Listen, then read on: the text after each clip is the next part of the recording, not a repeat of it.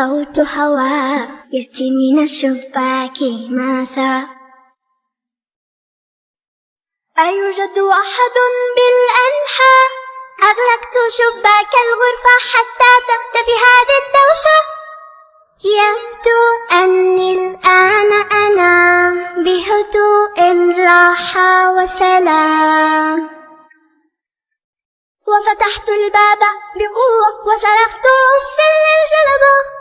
هذه بطفلة لا أعرفها، لا تعرفني، لا أعرفها.